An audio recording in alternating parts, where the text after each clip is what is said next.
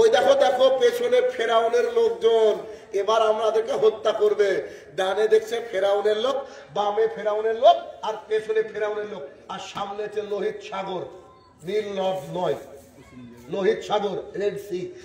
তখন তিনি চিৎকার দিয়ে বললেন, অসম্ভব, আমার আল্লাহ তাআলা আমাকে সাহায্য করবেন, নিশ্চিত আমার মাবুদ আমাকে সাহায্য করবেন, আমি আল্লাহর রহমত থেকে নিরাশ হই না। একজন মানুষের, একজন নবীর ঈমান কোন লেভেলের হলে চারিদিকে শত্রু, সামনে পার হওয়ার কোনো রাস্তা নাই, তার সামনে দাঁড়িয়ে বলছে আমার আল্লাহ আমাকে সাহায্য করবে। জি, যে আল্লাহ মূসাকে সাহায্য করেছিল ওই আল্লাহ কি হরিশ্চন্দ্রপুরের মানুষকে সাহায্য করতে পারবে না?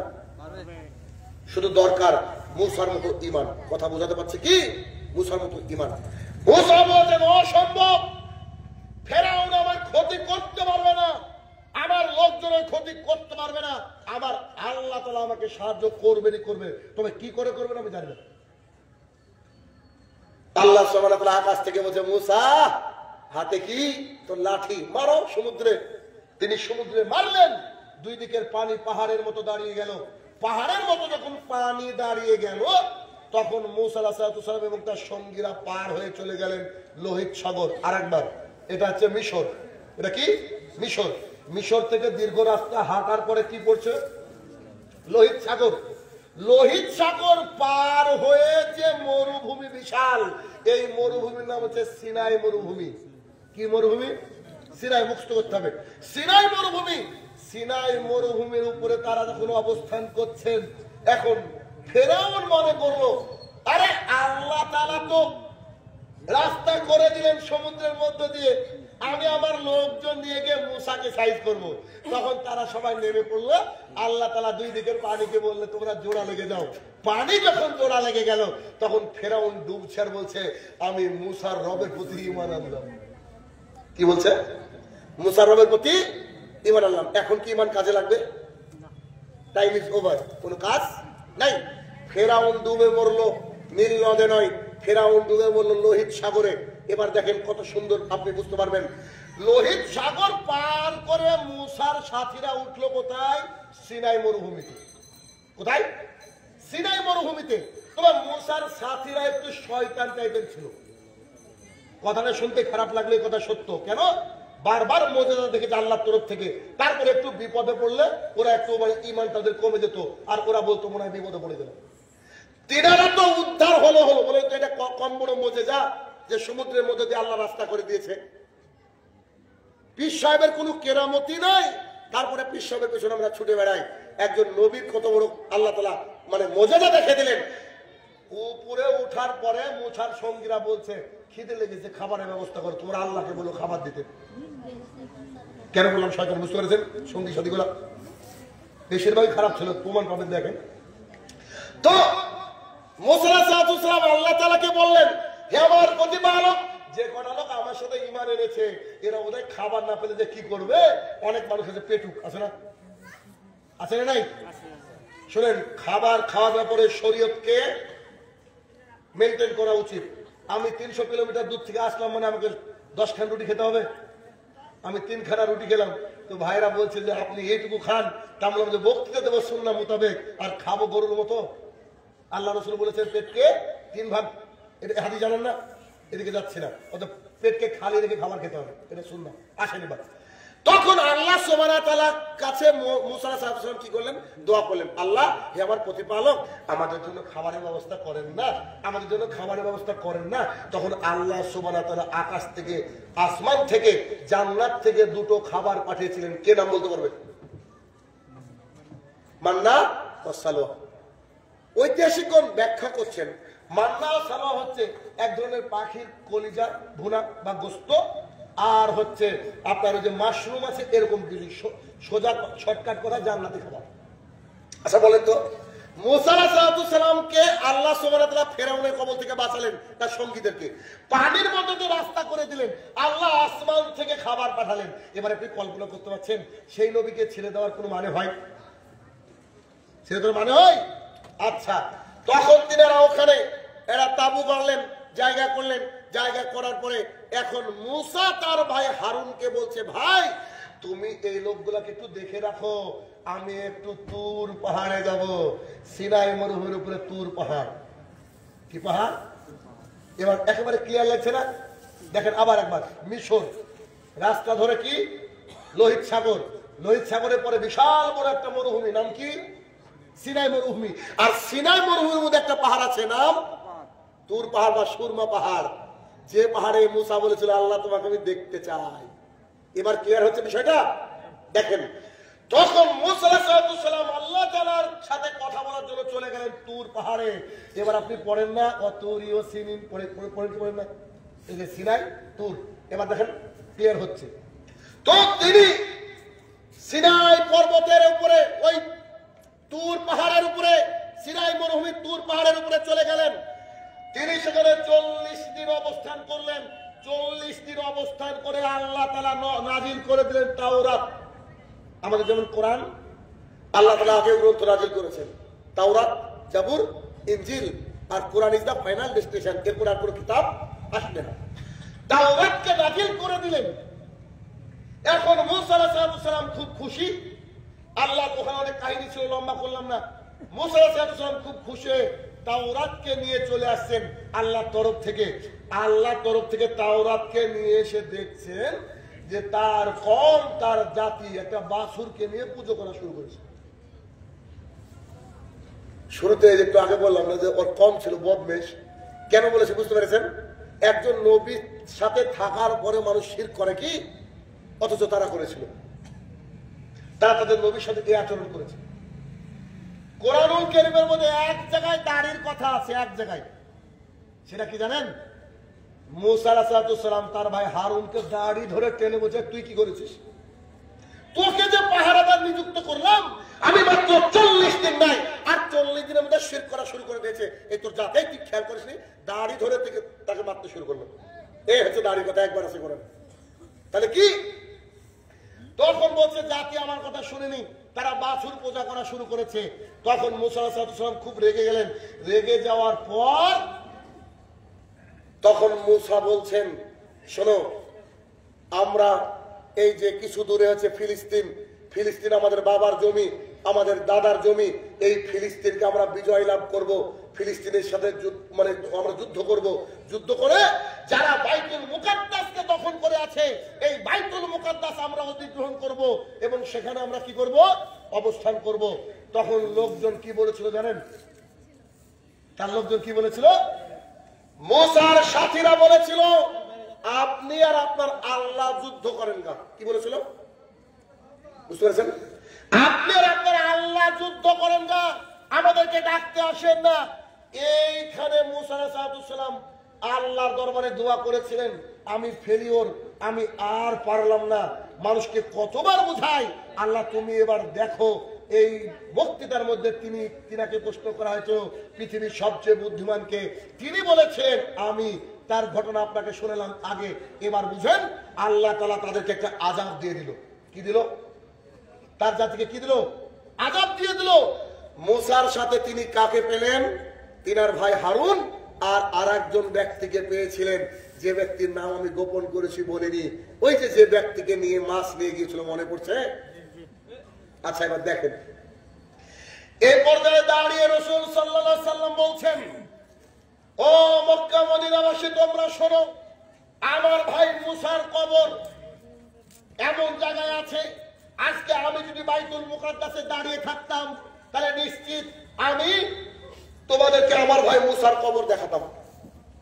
হাজার হাজার বছর আগে ঘটে যাওয়া ঘটনা আল্লাহ রাসূল সাল্লাল্লাহু আলাইহি ওয়াসাল্লাম নিজে হাতে দেখাচ্ছেন যে আমি থাকলে দেখাতাম। এবার ওই যে মুসা আলাইহিস সালামকে আল্লাহ তাআলা কোথায় পাঠিয়েছিলেন? খিজিরের কাছে জ্ঞান নিতে। জ্ঞান নিয়ে আসার পর তিনি আল্লাহ দরবারে দোয়া করলেন, আল্লাহ আমি বুড়ো হয়ে গেছি, বৃদ্ধ হয়ে গেছি, আমাকে তুমি আমার কবরটা বাইতুল মুকাদ্দাস থেকে ঢিল ছোড়ার দূরত্বে দিও। কোথায় দিও? তাহলে যেখানে ফিলিস্তিন, সেই ফিলিস্তিনের পাশে কার কবর? বলেন। আজকেও আছে মুসা আলাইহিস সালামের কবর যে ফিলিস্তিনের পাশে, কারণ ওটা আমাদের বাবার জমি, ওটা আমাদের বাবার জমি। এবার দেখেন, মুসা আলাইহিস সালামের মৃত্যু হয়ে গেল। মুসা আলাইহিস সালামের সঙ্গে একজন ব্যক্তি গিয়েছিলেন, নামটা এখনো না বলি, আল্লাহ সুবহানাহু ওয়া তাআলা তাকে নবী বানিয়ে দিলেন। আল্লাহ সুবহানাহু ওয়া তাআলা কি করলেন? তাকে নবী বানিয়ে দিলেন। তিনি ঘুরে আসলেন ওই চরে। কোন চরে? সিনাই। আল্লাহ তাআলা তাদেরকে কি আযাব দিয়েছিল শুনবেন? 40 বছর আল্লাহ সুবহানাহু ওয়া তাআলা তাদেরকে ওর মধ্যে পাগল করে রেখেছিল। তার মানে এরা শুধু মাথা চুলকাতো আর ঘুরে বেড়াতো, মানে ওই মরুভূমির মধ্যে। আল্লাহ তাআলা আযাব কত ক্যাটাগরি চিন্তা করেন। এদেরকে পাগল করে রেখেছিল, মানে খালি গোটা মরুভূমি খালি ঘুরে বেড়াতো, গোটা মরুভূমি ঘুরে বেড়াতো, আর কিছু বুঝতো না। 40 বছর আল্লাহর গজব যখন নাজিল হলো, তখন মুসার সঙ্গে ফিরে এসে বলছে, আমরা বাইতুল মুকাদ্দাসের সাথে যুদ্ধ করে বাইতুল মুকাদ্দাস আমরা দখল করব, তোমরা কি রাজি আছো? 40 বছর আযাব পাওয়ার পর সাইজ হয়ে গেছে, বলছে আমরা সবাই রাজি। বলেন বলেন কি করতে হবে? কথা কি বুঝাতে পারছি? আমরা সবাই রাজি, চলেন আপনার সাথে আমরা যুদ্ধ করতে রাজি। অথচ মুসাকে তারা বলেছিল আপনি আর আপনার আল্লাহ যুদ্ধ করেন। এই ব্যক্তির নাম ছিল, এই নবীর নাম ছিল ইউসা ইবনে নুন। কি নাম ছিল? একটা এত মারাত্মক ঘটনা আছে, এটা বলবো সামনে। পৃথিবীর ইতিহাসে কোনোদিন ঘটে না, আর ঘটবেও না। কি ঘটেছিল শুনেন। ইউসা ইবনে নুনের নেতৃত্বে সমস্ত মানুষ যারা পাগল হয়েছিল আল্লাহ সুস্থ করে দিল, তাদেরকে নিয়ে বাইতুল মুকাদ্দাস লড়াই, মানে দখল করার লড়াইয়ে নেমে পড়লো। তুমুল যুদ্ধ, তুমুল যুদ্ধ, তুমুল যুদ্ধ। আমার গায়ের লম্বার বা দাঁড়িয়ে যাচ্ছে এই কথাটা মনে পড়ে। দেখেন আপনারও কি হয়। তুমুল যুদ্ধ হচ্ছে, হতে হতে হতে খ্রিস্টান ইহুদিদের নীতি হচ্ছে কি, শনিবার যদি হয়ে যায়, শনিবারে হচ্ছে যুদ্ধ বিরতি। শনিবারে কি হবে? যুদ্ধ করা যাবে না, আবার শুরু থেকে শুরু করতে হবে। তখন শুক্রবারের বিকাল হয়ে গেছে, আসরের সালাত হয়ে গেছে আশপাশে। এমন অবস্থায় ইউসা ইবনে নুন খেয়াল করে দেখলেন আমরা প্রায় জিতে গেছি, কিন্তু একটু পরে মাগরিব হবে। ইসলামিক নিয়ম অনুযায়ী মাগরিবের পরে হচ্ছে ডেট চেঞ্জ হয়, জানেন তো? আর খ্রিস্টান ইহুদিদের নিয়ম অনুযায়ী রাত 12টার পর। তো তিনি দেখলেন যে আচ্ছা আসর থেকে মাগরিবে কতটুকু সময় থাকে বলেন তো? 1.5 ঘন্টা বা 2 ঘন্টা, কিন্তু যুদ্ধ আছে 15 ঘন্টা। কত ঘন্টা? এটা হাদিসে নাই, বোঝানোর জন্য বলছি। এখন 15 ঘন্টার যুদ্ধ কি 2 ঘন্টায় হবে? কিন্তু তারা ভয় করতে লাগলো কি, যদি মাগরিব হয়ে যায় তারা বলবে আমরা আজকে যুদ্ধ করব না, আমাদের তো নিষিদ্ধ, আপনারা জানেন। যে পরে আবার তারা দল গঠন করবে, বাইতুল মুকাদ্দাস আর আমাদের মুসলমানের জন্য আর আসবে না। তিনি খুব টেনশনে পড়ে গেলেন।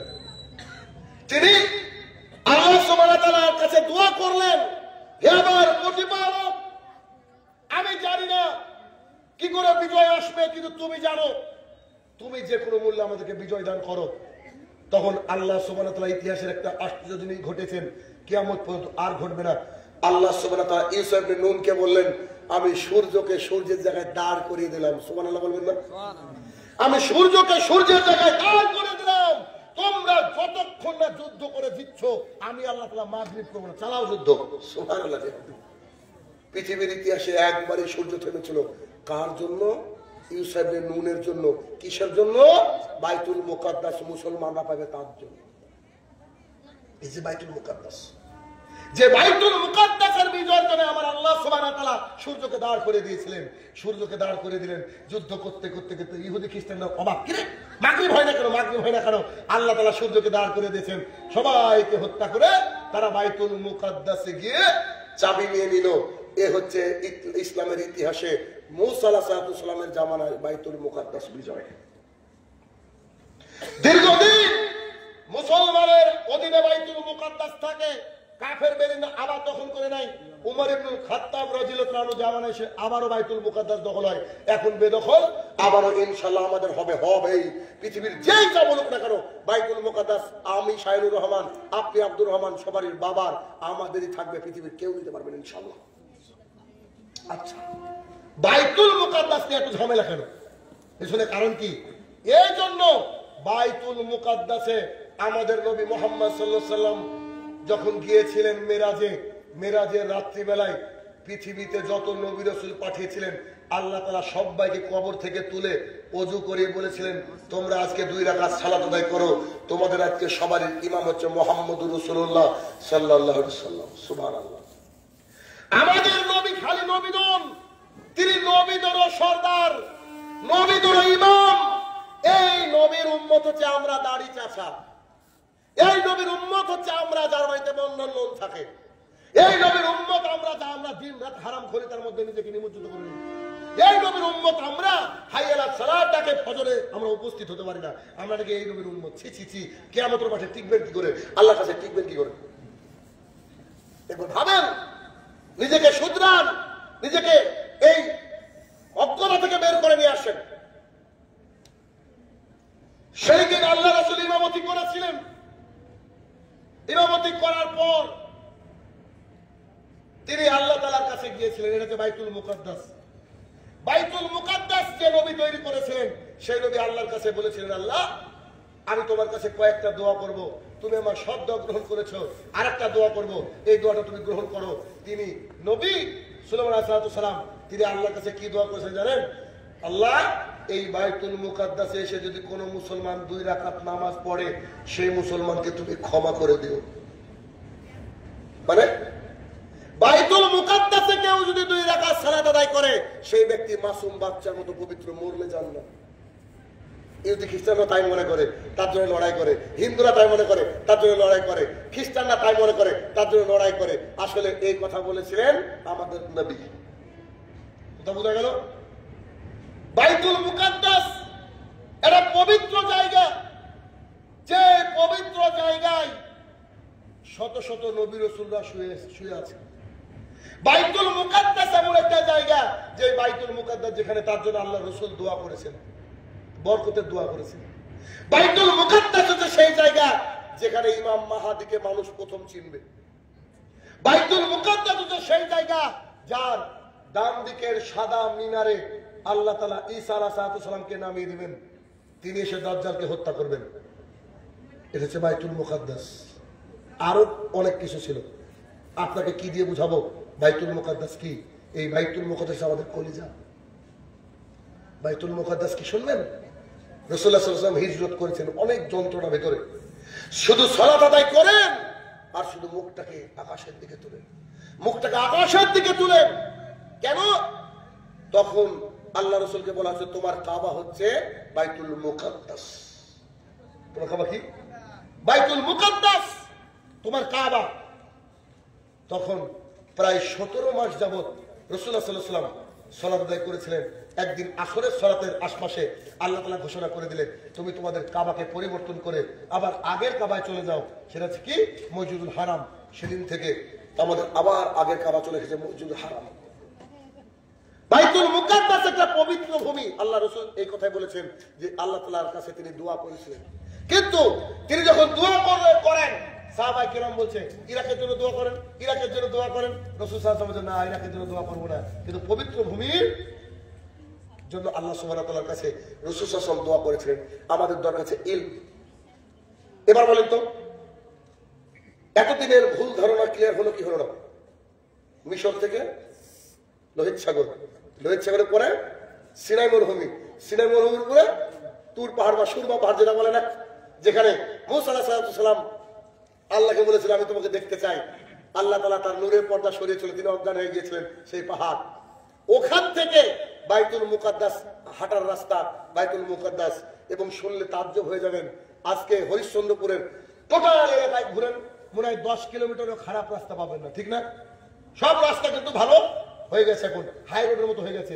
কিন্তু ওই জামানা থেকে আজ পর্যন্ত যে রাস্তার কথা বললাম মিশর থেকে ফিলিস্তিনের, এই রাস্তা যেমন করে বললাম তেমনই আছে, কোনো পরিবর্তন হয়নি। আমি কি বুঝাতে পারলাম? এই হরিশ্চন্দ্রপুরে এই যে ভালো কারণ, এটা কি এমন ছিল বলেন? নিশ্চয়ই অন্যরকম ছিল না। আপনাদের বাপদাদা কত কষ্ট করেছে, আপনারা অনেক এখন সুখ করছেন, ঠিক তেমনি ওই রাস্তা তো পরিবর্তন হওয়া উচিত ছিল, কিন্তু ওই রাস্তাটা আজকে এমনই আছে, এখনো লোহিত সাগর পার করে যেতে হয়। তাহলে কি আমি যতটুকু আপনাদেরকে বোঝানোর চেষ্টা করলাম সেটা হচ্ছে বাইতুল মুকাদ্দাস, এটা হচ্ছে আমাদের এই ইলমটা যতক্ষণ আমাদের মুসলমানের সন্তানদের জন্ম নিবে ততক্ষণ এই মুসলমানের সন্তানরা তার প্রতি ভালোবাসা আসবে না। যদি কেউ বলেছে, হাদিসের উপর আমি ভিত্তি করে কথা বলছি না এখানে, কেউ বলেছে আমাদের নাকি দুনিয়াতে যদি হাসর হয়, কিয়ামতের মাঠ হয়, সেটা হবে বাইতুল মুকাদ্দাসের আশপাশ, বলেছে ঐতিহাসিকগণ। I don't know about that, কিন্তু চিন্তা করেন এটা যে পবিত্র ভূমি শাম। এই যে কিছুদিন আগে ওই যে মানে কি সিরিয়ার যে ওই যে নেতাটার নাম ছিল কি, বাশার, আবুল বাশার নাকি, কুলাঙ্গার, নিজেকে মুসলমান দাবি করে, সে পালিয়ে গেছে। একজন সৈনিক কিছুদিন আগে জিতলো না স্বাধীনতার ঘটনা, ওখানে দেখেননি আপনারা দেখেননি? একজন সৈনিক 9 বছর পর একটা মসজিদে আজান দিচ্ছে না, চোখের পানি ফেলে কাঁদছেন। 9 বছর পর বলে মুসলমান, অথচ মুসলমান হয়ে মুসলমানের কি করেছে, ধ্বংস করে দিয়েছে, শেষ করে দিয়েছে। তাহলে কি দিয়ে বুঝাবো? বাইতুল মুকাদ্দাস আর আমাদের ইলম, এটা এমন জরুরি বিষয় যে ইলম যদি থাকে তাহলে আমরা এই আল্লাহর জমিনে দ্বীন ইসলামকে ভালো করে বুঝবো। আর দ্বীন ইসলামকে ভালো করে বুঝলে আমাদের কিয়ামতের মাঠ সহজ হবে। দ্বিতীয় বাক্য হচ্ছে ইলম এমন একটা জিনিস, ইলমের মাধ্যমে একটা সোসাইটি, একটা সমাজ পরিবর্তন হয়। তাই আমাদের মা বোনেদেরকে বেশি বেশি করে ইলম চর্চার কেন্দ্রে আহ্বান করতে হবে। আমি জানি না এটা কি জুমার মসজিদ, জুমা মসজিদে মহিলাদের জামাত হয়, চেষ্টা করবেন। কারণ একটা মা যদি সুন্দর হয়, একটা মা যদি শিক্ষিত হয়, তাহলে তার সন্তান হবে শিক্ষিত এবং সুন্দর। কেননা আম্মা জান আয়েশা রাদিয়াল্লাহু তাআলার কাছে ফতোয়া জানতে যেত অনেক বড় বড় মুহাদ্দিসরা, বুঝেননি? এই জন্য আমাদের মায়েদেরকে যদি আমরা শিক্ষিত করতে পারি, একটা সমাজ, একটা দেশ, একটা জাতি সুন্দর হবে। কেমন দেখেন, আমাদের মায়েরা বেশিরভাগই অজ্ঞ, ইলিটারেট, তারা মূর্খ এই দ্বীন ইসলামের ব্যাপারে। একটা মা যখন তার সন্তান পেটে আসবে, ও যদি বুঝতে পারে যে সন্তান পেটে আসলো, তারপর থেকে ওই মা প্রতিদিন কোরআনুল কারীম তেলাওয়াত করবে, কোরআনুল কারীম শুনবে। বিজ্ঞান বলছে একজন মায়ের অ্যাক্টিভিটি তার বাচ্চার উপরে পড়ে। যে মা প্রতিদিন কোরআন তেলাওয়াত করবে, তার সন্তান কোরআন তেলাওয়াত হবে ইনশাআল্লাহ। কিন্তু আমাদের সমাজটা উল্টো, কি যখনই পেটে বাচ্চা আসে মায়েদের, তখন তারা দিন রাত কি করে, খাটের উপরে বসে টিভি সিরিয়াল, ঠিক না? তো বোঝে না, সে বোঝে না, দেখছে। তো এখন যদি টিভি সিরিয়াল দেখে, তো ওর মেয়ে কি আয়েশা হবে না কটকটি হবে? কটকটি, স্বাভাবিক কথাটা। তাহলে কি, এটা মা যদি শিক্ষিত হয়। 2, মা তার সন্তানকে বলবে, আব্বু আম্মু শোনো, যখন তুমি বাড়িতে ঢুকবা তখন তুমি সালাম দিয়ে বাড়িতে প্রবেশ করবা, সালাম দিলে বরকত হয়। আপনার সন্তান যদি আপনাকে দেখে, আপনার স্ত্রীকে দেখে সালাম দেওয়া শুরু করে, তাহলে সে বাড়িতে বরকত আসবে নিশ্চিত, বরকত আসবে। 3, দরজা যখন লাগাবে, দরজা লাগানোর সময় বিসমিল্লাহ বলতে হয়, নইলে শয়তান প্রবেশ করে। বিসমিল্লাহ বলতে হবে, শুধু দরজা লাগানোর সময় না। ছেলেকে যখন বুকের দুধ পান করাবে, বাচ্চা তো কিছু বুঝে না, 2 মাসের 3 মাসের বাচ্চা কি বুঝে, 1 বছরের বাচ্চা কি বুঝে, যখন দুধ পান করাবে তখন মা বলবে বিসমিল্লাহ। এইটা সন্তান যখন তার গ্লাসটা বাম হাতে ধরে নেবে, বোতলটা বাম হাতে ধরে নেবে, মা সঙ্গে সঙ্গে তাকে বলবে, আব্বু আম্মু ও আমার কলেজের টুকরা শোনো, বাম হাতে খায় শয়তান, ডান হাতে খায় মানুষ। সঙ্গে সঙ্গে তার গ্লাসটা পরিবর্তন হয়ে কোন হাতে আসবে, ডান হাতে। ফজরের সময় যখন বাবা হয়তো বাড়ির থেকে বাইরে আছে, কোনো কাজে আছে, বিদেশে আছে, আম্মা জান, আমার বাড়ির মেয়েটা, আমার বাড়ির মাটা আমার সন্তানকে জাগিয়ে দিবে, আব্বু উঠো আম্মু উঠো, চলো আমরা ফজরের সালাত আদায় করি। যদি কাছে মসজিদ হয়, ছেলেকে একটু আগিয়ে দিবে, যাও বেটা তুমি জামাতের সাথে ফজরের সালাত আদায় করে আসো। এটার দায়িত্ব কার? একজন মায়ের। আমাদের দেশে মায়েরা যদি শিক্ষিত হতো, পৃথিবীর বুকে কোন স্বামী নেশাদার দ্রব্য পান করতে পারতো না, ঠিক না? বুঝলেন আমার কথা? মহিলারা পারে না এমন কিছু আছে দুনিয়াতে? বলেন, স্বামীকে যদি রাত 12টার সময় বলে এখন আমার দই খেতে ইচ্ছা হচ্ছে, ও স্বামী শীতে বরফে জমে যাওয়ার পরও যাবে কি যাবে না? বউদেরকে এত ভালোবাসে, কিন্তু ওই স্ত্রী যদি তার স্বামীকে বলে আজকের পর থেকে আমার পাশে ঘুমাতে দিব না, যদি তুমি জর্দা খেয়ে আসো, ছাড়বে কি ছাড়বে না? বলেন না গো, নিশ্চিত ছাড়বে। আমার মায়েরা কিন্তু পারে। স্বামী যখন রাতের বেলায় উঠবে না তাহাজ্জুদের সালাতে, স্বামীর কাছে একটু পানি নিয়ে মুখের উপরে ছিটা দিয়ে দেবে, একদিন দুদিন তিন দিন উঠতে উঠতে একদিন স্বামী স্ত্রী দুজনে তাহাজ্জুদের সালাত আদায় করবে। তার জন্য আমাদের মায়েদেরকে সজাগ হতে হবে, আমাদের মায়েদেরকে দ্বীন ইসলামের চর্চার প্রতি আগ্রহী করে তুলতে হবে। আলোচনা আমি লম্বা করবো না, আলোচনা প্রায় শেষের দিকে। কেননা দেখেন, দ্বীন ইসলাম এটা নয় যে আপনি রাত্রি 12টা 1টা অবধি করবেন। আমার রেকর্ড আছে, সবাই জানেন, কোনোদিন রাত 12টার পরে বক্তৃতা করি না, করার চেষ্টা করি না। কেন? আমার কাছে এই জল খাওয়ার গুরুত্ব নাই, আমার কাছে গুরুত্ব হচ্ছে ফজরের সালাত। আচ্ছা, এই জল খাওয়া যদি কেউ না শুনে, সে কি মুসলমান থেকে খারিজ হয়ে যাবে? কিন্তু যদি সালাত ইচ্ছা করে ছেড়ে দেয়, খারিজ হয়ে কাফের, কিছু করার নেই। আর কেউ যদি ফজরের 2 রাকাত সুন্নাত আদায় করে, দেখেন আম্মা জান আয়েশা রাদিয়াল্লাহু তাআলা আনহা বলেন, রাসূল সাল্লাল্লাহু আলাইহি সাল্লাম বলেছেন, কোন ব্যক্তি যদি ফজরের 2 রাকাত সুন্নাত সালাত আদায় করে, এই 2 রাকাত সুন্নাত একদিকে, গোটা পৃথিবী এবং তার মধ্যে যা সম্পদ আছে একদিকে, তার চেয়ে এই 2 রাকাত সালাতের ওজনই ভারী। সুবহানাল্লাহ। কিসের বিল গেটস, কিসের এলন মাস্ক, আমরা যারা ফজরের 2 রাকাত সুন্নাত আদায় করি, তাদের চেয়ে কোটিপতি, বিলিয়নারি, মাল্টি মিলিয়নারি পৃথিবীতে কেউ নাই। আল্লাহ রাসূল সাল্লাল্লাহু আলাইহি ওয়াসাল্লাম বলেছেন। দেখেন, আজকে আমাদের মা বোনেরা বেশিরভাগই বেপরদায় চলে কি চলে না? আচ্ছা, বলেন তো এর পেছনে কারণ কি, বলতে পারবেন? এর পেছনে কারণ বলতে পারবেন না। কি কারণে পারবেন না? আপনি চর্চা করেননি বা বুঝেননি বিষয়টি। আমি আপনাকে বলে দিচ্ছি যে কেন তারা পর্দা করেন। আচ্ছা, আপনাকে বললাম, এই বোতলে গলিত কিছু সোনা আছে, সোনা, গলিত সোনা। এই সোনার দাম হচ্ছে 5 কোটি টাকা। ক টাকা বলেন তো? কেউ যারা আমার সামনে বসে আছেন আজকে, কেউ এটাকে নিয়ে গিয়ে বাড়ির উঠানে রাখবেন? বাড়ির বাইরে রেখে দেবেন? 5 কোটি টাকা দাম রাখবেন? কোথায় রাখবেন বলেন তো? একেবারে আলমারি সবচেয়ে গোপন জায়গায় রাখবেন। কি রাখবেন না? কেন? যখন আপনি এটার গুরুত্ব বুঝলেন তখন, যখন আপনি গুরুত্ব বুঝলেন, তার আগে কোনো গুরুত্ব আছে কি? নাই। দেখেন সেটা কি, রাসূলুল্লাহ সাল্লাল্লাহু আলাইহি ওয়াসাল্লাম বলছেন, গোটা পৃথিবীটা হচ্ছে সম্পদ। গোটা পৃথিবীটা কি? এখানে 1 কাঠা জমির দাম 1 লাখ টাকা। এবার এটাই যদি আপনি চলে যান হরিশ্চন্দ্রপুর মেন বাজারে, 1 কাঠা জমির দাম 10 লাখ টাকা, আছে না? এটা যে দিল্লিতে চলে যান 10 কোটি দিয়েও হয়তো পাওয়া যাবে না। তাহলে পৃথিবীর জমির কত দাম, কথা কল্পনা করেন। রাসূলুল্লাহ সাল্লাল্লাহু আলাইহি ওয়াসাল্লাম বলেছেন, আবু হুরায়রা রাবী, রাসূল সাল্লাল্লাহু আলাইহি ওয়াসাল্লাম বলেছেন, গোটা পৃথিবীটা হচ্ছে সম্পদ, গোটা পৃথিবীটা হচ্ছে সম্পদ, গোটা পৃথিবীটা হচ্ছে সম্পদ। তার মধ্যে সবচেয়ে উন্নততর সম্পদের নাম হচ্ছে আল-মারাতুস সালিহা, নেককার বউ। নেককার বউ কি? গোটা পৃথিবীকে বিক্রি করে যত মিলিয়ন ডলার হবে, আপনার স্ত্রীর দাম তার চেয়ে বলেন আরো বেশি। যদি আপনার স্ত্রীর দাম বেশি হতো আর বুঝতে পারতেন যে আপনার স্ত্রীর দাম কত, তাহলে আপনার স্ত্রীকে লোহার পোশাক তৈরি করে দিতেন। কথা বলছেন আমার? লোহার পোশাক তৈরি করবেন না? উদাহরণ দিচ্ছি। তার মানে কি, আপনার স্ত্রী বাড়িতে যা খুশি পরে থাক, উলঙ্গ হয়ে থাক, দ্যাট ডাজন্ট ম্যাটার। সে যখন চৌকাট পার করবে তখন থেকে কি করতে হবে? আপাদ মস্তক ঢেকে নিতে হবে। কেন?